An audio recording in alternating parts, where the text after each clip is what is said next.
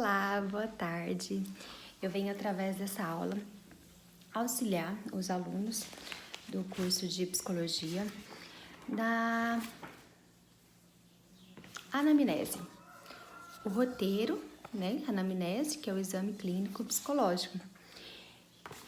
Principalmente no que tange, nesse momento, sobre a atenção, concentração.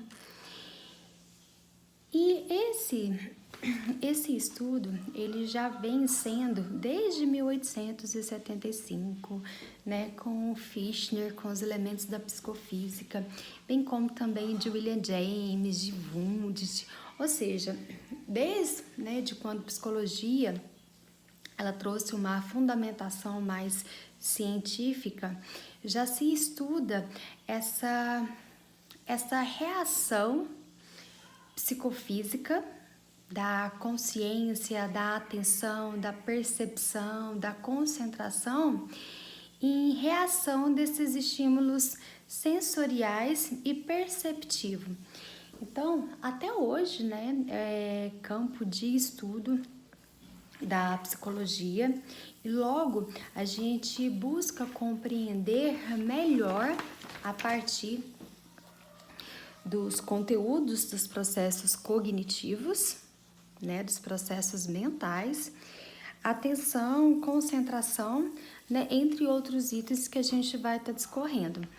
Mas que deve de ter uma atenção, ou seja, um foco para que a gente consiga compreender melhor como que esse sujeito ele lida com esses conteúdos que são externos, enfim, e que também acaba que gerando os processos fisiológicos, de neurotransmissores, até mesmo para que essa elaboração ela seja melhor compreendida por essa criança ou por esse sujeito. Percebe-se, que a atenção e concentração ela já é bastante discutida, principalmente, dentro do meio da psicopedagogia, da aprendizagem, porque acaba, que tendo uma manifestação mais específica quando a criança, ela entra na escola e ela precisa de uma atenção. Ela precisa se concentrar, ter uma atenção maior para compreender esses conteúdos. E numa tentativa também de selecionar esses estímulos, Por exemplo, numa sala de aula, tem um coleguinha da frente, da trás, tem uma série de estímulos que sejam eles visuais, que sejam eles auditivos, e algumas atividades em que elas requerem um esforço, o por isso da concentração e atenção, um esforço grande de selecionar e focar esse desejo, esse desejo no que tange essa vontade de aprender. Ah, professora, então quer dizer que se a criança ela não aprende, é porque ela não tem vontade, então é um preguiçoso? Calma, eu não estou falando isso.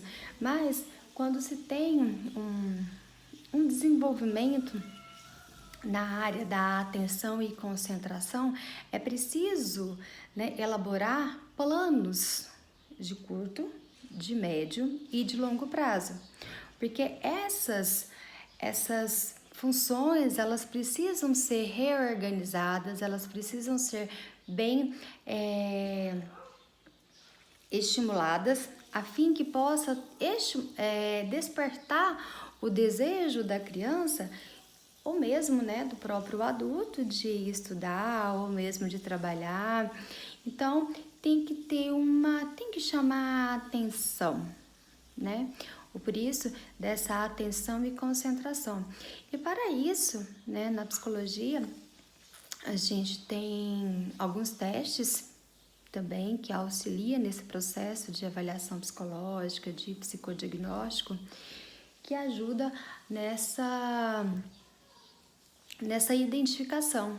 Nessa identificação, se está tendo um prejuízo nessa atenção, nessa intensidade, nessa atenção limiar, ou seja, se essa atenção ela se mantém, ou seja, existe um padrão de normalidade, ela atende, ela não é tão intensa, né?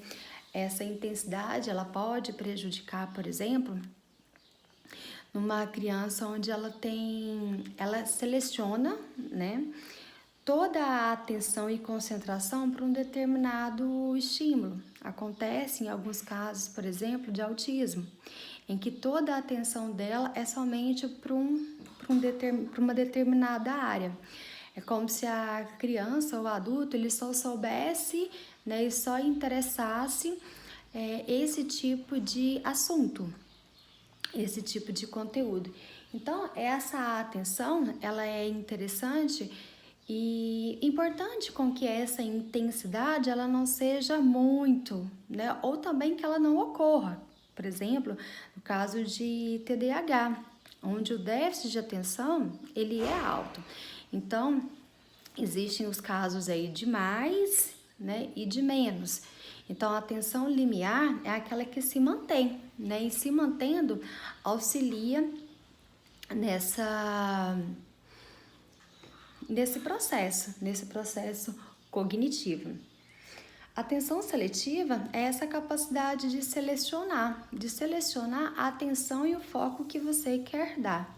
Ao tempo todo a gente está recebendo estímulos, o tempo todo. Nós estamos captando. Agora, se nós dermos atenção a todos os estímulos que estão disponíveis à nossa percepção, disponíveis aos nossos sentidos, a gente fica, né, doido. Porque são muitos os estímulos, né? Então, por isso, dessa atenção seletiva.